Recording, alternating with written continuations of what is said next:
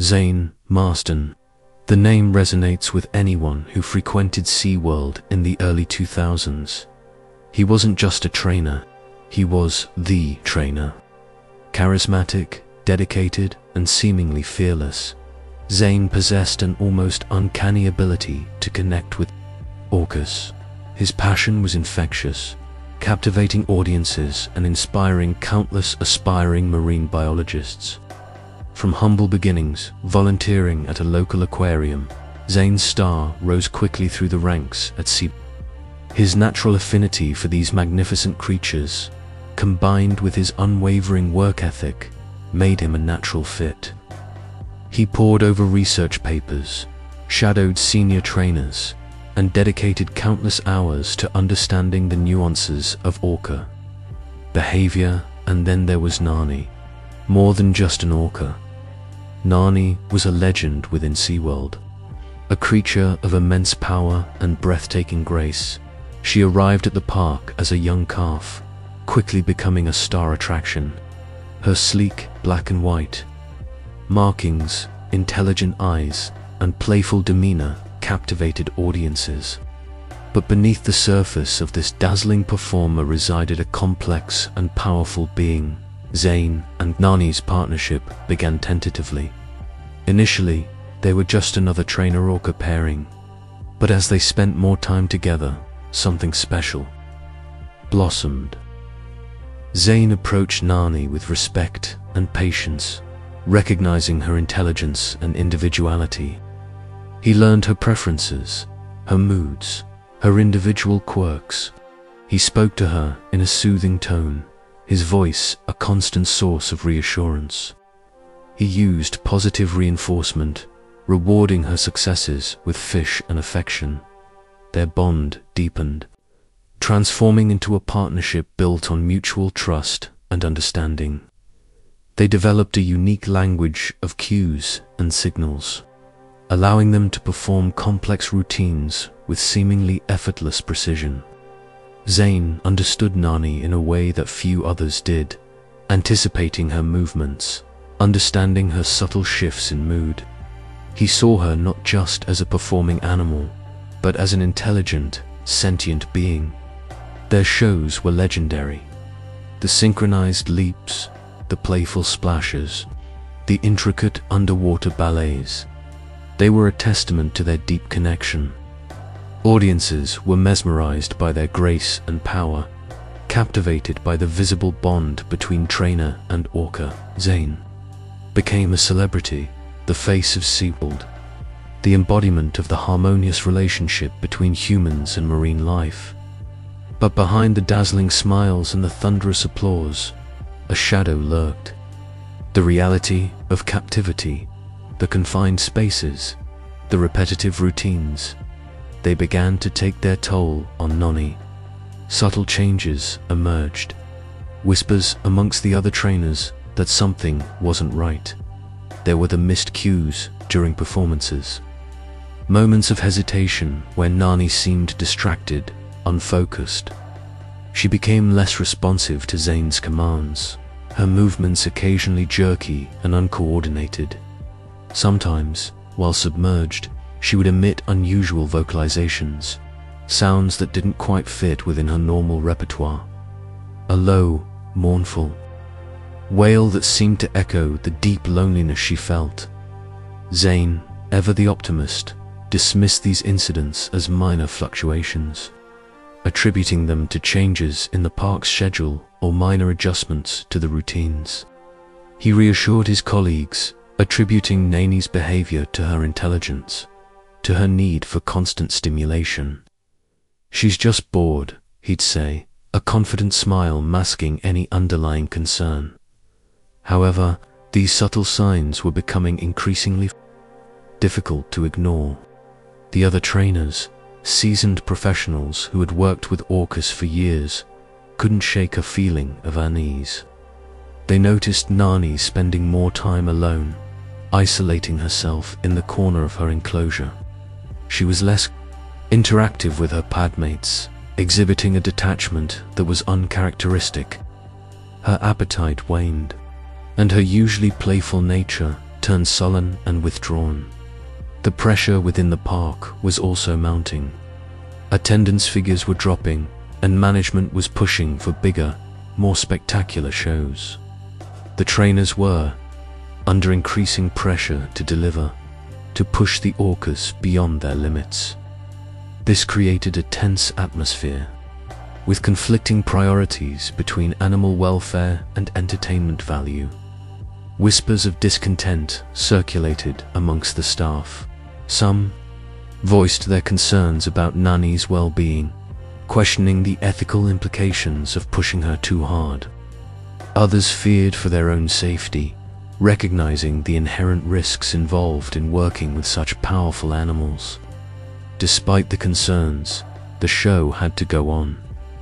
The park relied on the spectacle of the orca performances to draw in crowds, and any disruption to the schedule was met with resistance from above. So, behind the carefully curated image of harmony and respect, a storm was brewing. Zayne, caught between his loyalty to SeaWorld and his deep affection for Nani, found himself increasingly isolated. He tried to balance the demands of his job with his desire to protect Nani, but the pressure was relentless. The warning signs were there, undeniable, yet they were dismissed, ignored, or downplayed in the pursuit of profit and entertainment. A tragic miscalculation, a fatal flaw that would soon have devastating consequences. The day began like any other at Sealand Adventure Park. The sun glinted off the water. The air was thick with the scent of salt and chlorine, and the crowds buzzed with anticipation. Today's performance was a special one. Zayne and Nani were showcasing a brand new routine, one that promised to be their most spectacular yet. But as the show began, a subtle unease began to creep through the air, unnoticed by the cheering crowds, but felt acutely by the trainers. Zayne, ever the professional, entered the water with his usual confidence, a warm smile plastered on his face. He swam towards Nani, his movements fluid and practiced. "All right, Nani, let's show them what we've been working on," he said, his voice amplified by the underwater microphones. Nani responded with a playful splash, a familiar signal that usually meant she was ready to perform. The first few minutes of the routine went off without a hitch. Nani executed her signature leaps and dives with precision, her immense power and grace captivating the audience. But as the routine progressed, subtle cracks began to appear in Nani's performance. Her movements became less fluid, more rigid, almost mechanical. She seemed hesitant, almost reluctant, to follow Zayne's commands. A slight frown creased Zayne's forehead. He tried to remain calm, attributing Nani's behavior to a momentary lapse in focus. "Easy, girl, easy," he murmured, extending a hand towards her. But Nani recoiled, a low rumble emanating from her throat, a sound the other trainers knew well. A sound of displeasure, a sound of warning. The tension in the water was now palpable, a thick, suffocating blanket that pressed down on everyone. Watching, Zayne attempted to redirect Nani, guiding her towards the next maneuver, a synchronized spin.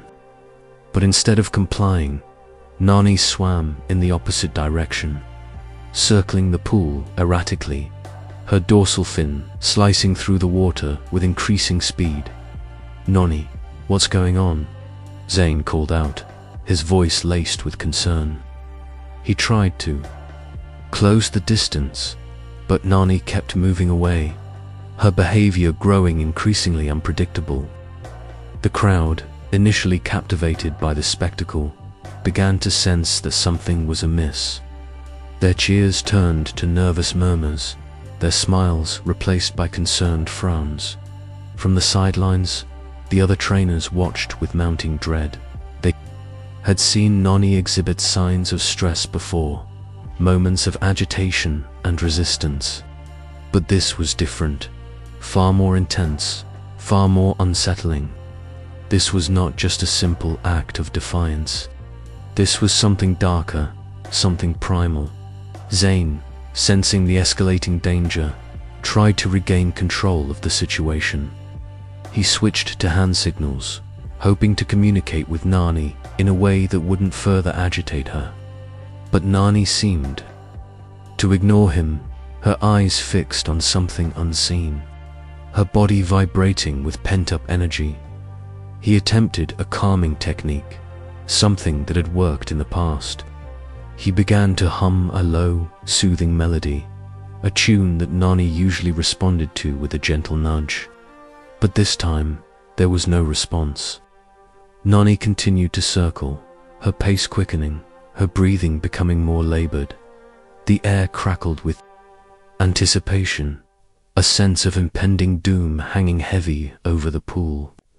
The other trainers exchanged frantic glances, their hands hovering over the emergency buttons, their minds racing with possible escape routes. They knew that if Nani truly snapped, there was little they could do to intervene. Zayne, his face etched with worry, continued to try and reach Nani, his voice pleading, his movements cautious. "Nani, please, it's okay. What's wrong, girl? Talk to me." But his words seemed to fall on deaf ears. Nani was no longer the playful, responsive Orca he had known and loved for so many years. She was something else, something wild, something dangerous. Then it happened. With a sudden, explosive burst of speed, Nani lunged towards Zayne, her massive jaws wide open. The water erupted in a frenzy of foam and spray as she seized him in her grip. The screams of the audience were drowned out by the sickening crunch of bone and the desperate cries of the trainers. Time seemed to stand still as the horror unfolded. Zayne, caught completely off guard, struggled frantically, his limbs flailing in the water. But Nani's grip was too strong, her power too immense. He was tossed around like a rag doll, his body slammed against the pool walls, his head repeatedly submerged beneath the surface. The other trainers, paralyzed by shock, could only watch in horror as their friend and colleague was brutally attacked. Their training had prepared them for many things, but nothing could have prepared them for this.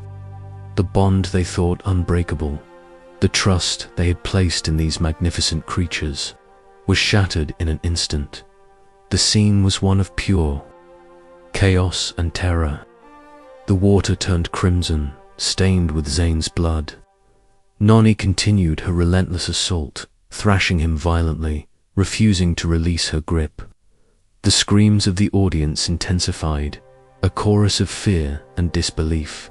Some turned away, unable to bear witness to the gruesome spectacle. Others fainted, collapsing in a heap on the stands.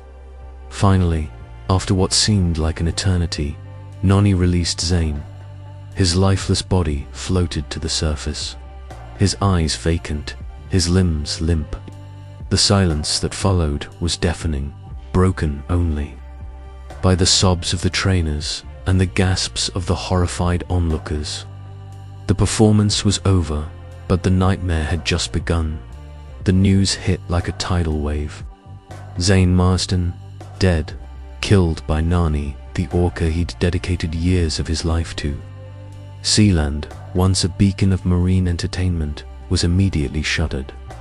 The gates, usually buzzing with excited families, were locked, a stark symbol of the tragedy that had unfolded within. An investigation was launched, a desperate attempt to understand the unthinkable. How could such a close bond, years in the making, shatter so violently? Investigators pored over every detail, every training record, every shift in Nani's behavior.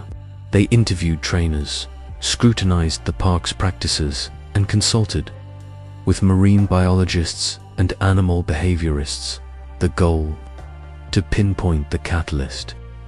the breaking point that turned a majestic performer into a lethal force. The focus quickly shifted to Nani herself. Was she simply a rogue animal, acting on instinct? Or was there something more at play?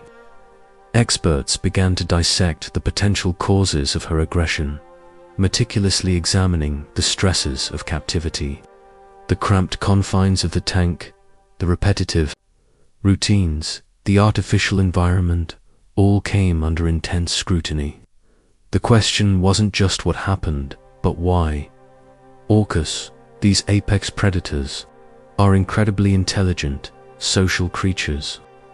In the wild, they roam vast ocean territories, hunting in pods, communicating through complex vocalizations, and forming lifelong bonds.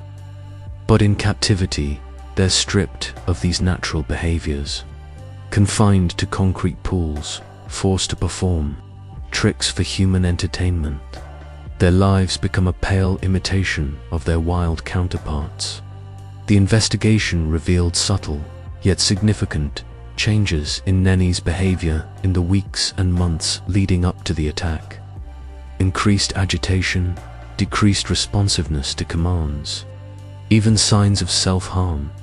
These were all red flags, warning signs that something was deeply wrong. But were they recognized? And if so, were they adequately addressed? That's what everyone wanted to know. The ethical implications of keeping orcas in captivity became impossible to ignore. Was it right to confine these intelligent creatures for our amusement? Was the educational value of seeing them up close worth the cost of their well-being? The debate raged, fueled by Zayne's death and the horrifying image of Neni's attack. The public outcry was deafening. Animal rights activists, already critical of Sealand, found their voices amplified. Protests erupted outside the park, demanding the release of all captive orcas. Social media exploded with condemnation, images of Neni's confinement juxtaposed with the vastness of the ocean. The hashtag #FreeNani became a rallying cry for animal liberation. The sentiment began to shift. People who had once flocked to Sealand for entertainment now questioned the morality of it all. The romanticized image of trainers and orcas working in harmony was shattered, replaced by a stark realization of the inherent dangers and ethical compromises involved. Zayne Marston's death became a symbol of the struggle for animal rights. He was no longer just a trainer. He was a martyr, a victim of a system that prioritized entertainment over animal welfare. His story ignited a global conversation, forcing people to confront uncomfortable truths about our relationship with the natural world. His legacy extended far beyond the walls of Sealand. His death served as a catalyst for change, prompting stricter regulations on marine parks, increased scrutiny of animal welfare practices, and a growing awareness of the psychological toll of captivity. Although a tragic event, Marston's death paved the way for a new wave of thinking about orcas in captivity. The legacy of Zayne Marston is complex and multifaceted. He was a passionate trainer who loved his work, but his death exposed the dark side of the marine park industry. He unknowingly helped spearhead the call to end orca captivity for good. His name is now synonymous with animal rights, a reminder that even the closest bonds can be broken when animals are pushed beyond their limits. The shift in the conversation, the heightened awareness, and the growing movement for animal liberation, these are all part of his lasting impact. He may be gone, but his story continues to resonate, sparking debate, inspiring action, and ultimately pushing us towards a more compassionate future for all creatures, great and small. Now that he is gone, who will speak for them?